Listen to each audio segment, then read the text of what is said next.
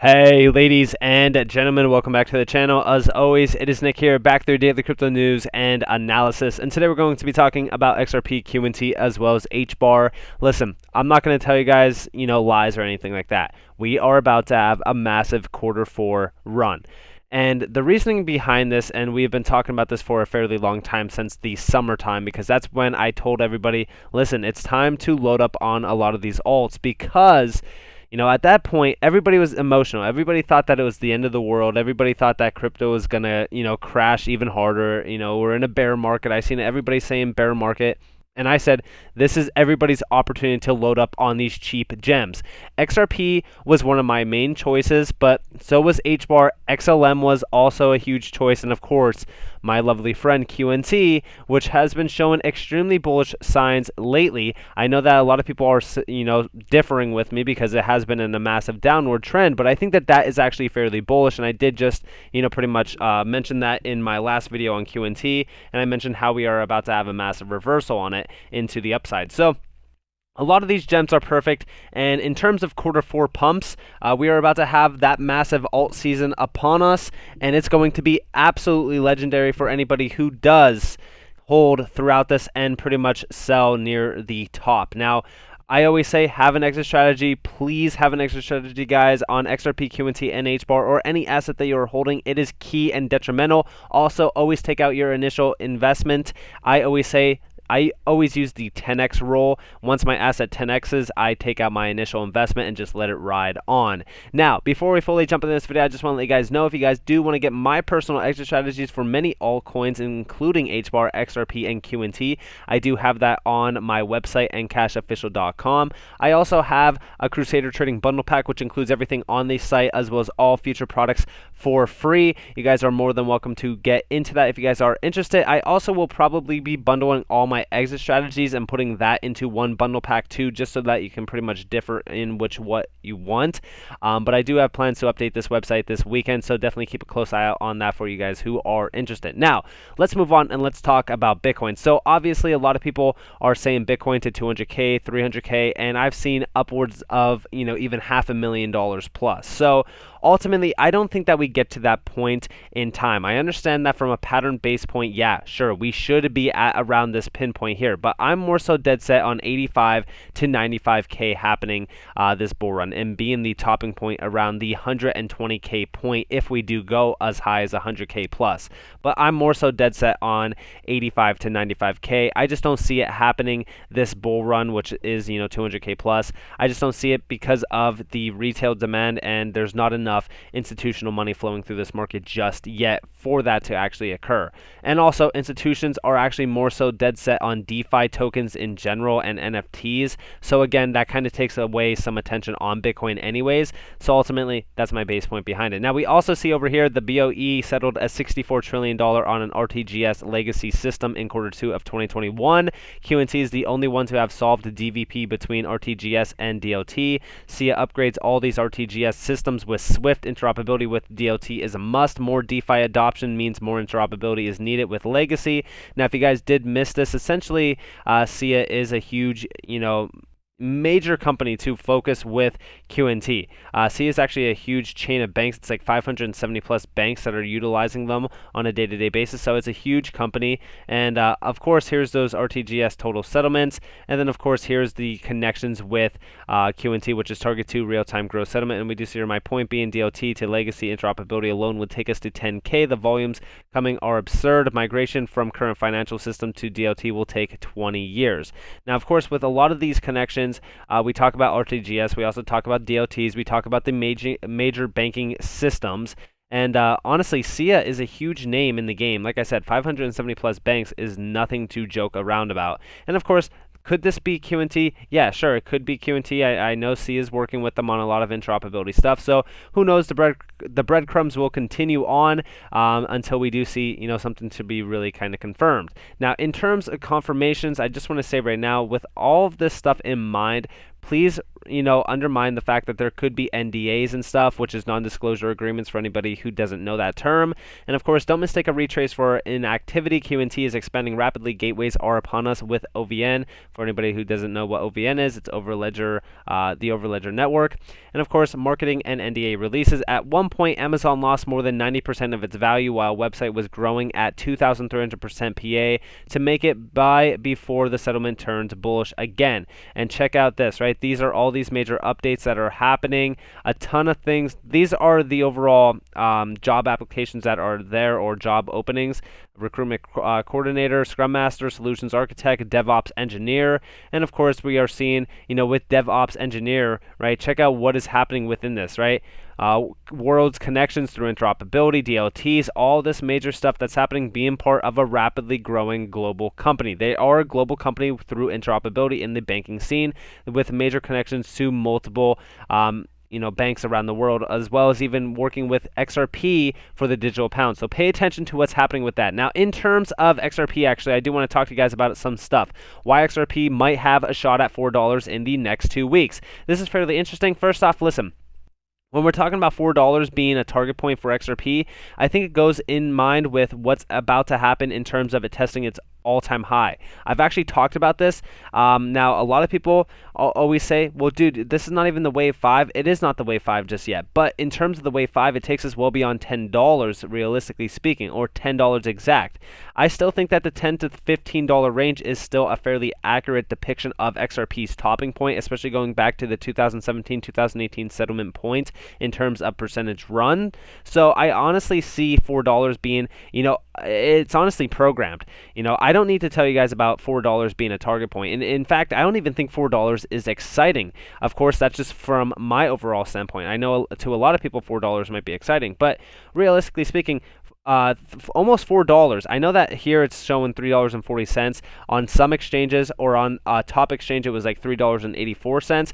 Ultimately speaking, if we do range again to have this major breaking point, we'll most likely retest the all-time high sooner than expected. We are in November, and here is essentially the November time frame here. So here's the start of November, and here's around the end. It's been a tapered November back in 2017 and 2018. So realistically speaking, in November of that time frame, we should retest the all-time high essentially, or at least retest the all-time high initially in the beginning of December, which we'll most likely do, and then we'll have that massive breaking point, which would essentially lead us to the wave 5, which would lead us to our main target points of like $10 plus. So ultimately speaking, I'm not going to read too much in terms of this overall chart, but they are talking about more so support and counter, and of course they're talking about a lot of bullish divergence on chain activity, of course, which we've discussed in terms of even social media activity behind XRP. And of course, we do see here XRP set for a massive breakout with altcoins poised to steal the show from Bitcoin, predicts top crypto analyst. And this is coming from Credible Crypto. And here's that major 1, 2, 3, 4, 5 wave here. Of course, the next major move on XRP is going to take us well beyond the all-time high. I'm very excited for the future for anybody who has been holding XRP. I understand that it is extremely overwhelming and frustrating hearing people that say it's going to go to $10,000 tomorrow or anything like that. Whenever I talk about major price targets for XRP in terms of $100 to $1,000 to anything above that, I always say don't get your hopes up this bull run, because it's just not physically possible just yet until the utility driven market is in mind. But I do say $10 to $15 is extremely reasonable this bull run. I do think that it is achievable as well, especially when we're talking about major other altcoins kind of hitting their wave 5s or doing some major pushes to the upside as well. So XRP I'm extremely bullish on, even though the SEC lawsuit is there. Now I do want to talk to you guys about this in terms of Hbar, Shinhan Bank and LG on Hedera Governing Council. Probably nothing. South Korea's Shinhan Bank builds pilot platform for central bank digital currency. Now this is pretty interesting, especially considering the fact that we have been seeing a lot of people actually testing on Hedera in terms of Shinhan Bank just testing on Hedera for stablecoin adoption. But this goes only the 10th largest GDP in the world, probably nothing, right?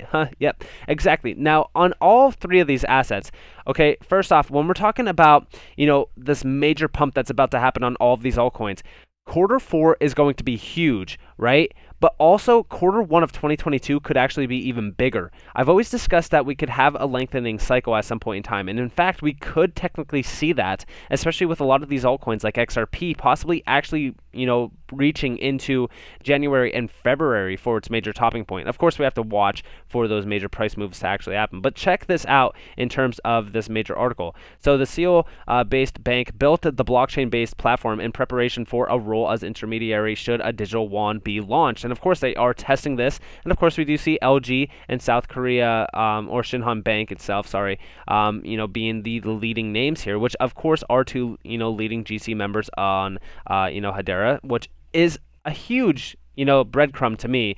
But this is pretty cool because the platform divides the CBDC's issuance into general funds for individuals and disaster support funds issued to support businesses and local government. So this is pretty much going to reach beyond just retail. It's going to be reaching to B2B as well, and of course governance, or governments, which is pretty interesting. Okay, I think that this is incredible. And we do see here would be distributed directly to consumers or via an intermediary such as Shinhan Bank, which we do know that Shinhan Bank is, like I said, testing with Hedera. So this is pretty cool. And of course, when we're talking about the major move here, it is digitization of a currency. And again, I've always said that digitization and tokenization is taking over at a rapid pace. So definitely keep a close eye out on this. Now, of course, this goes all the way back to March 10th and, of course, September 14th. This was updated on September 14th. And the reason why I bring this back up is because we're talking about two major GC members, and we're talking about a major innovation to this, major platform, or I should say this major bank, and of course major country. So